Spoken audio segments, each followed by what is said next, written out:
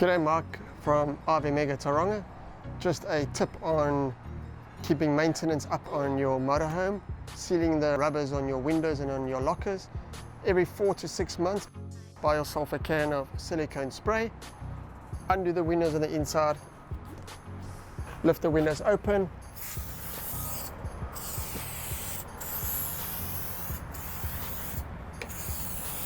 give your windows a good spray.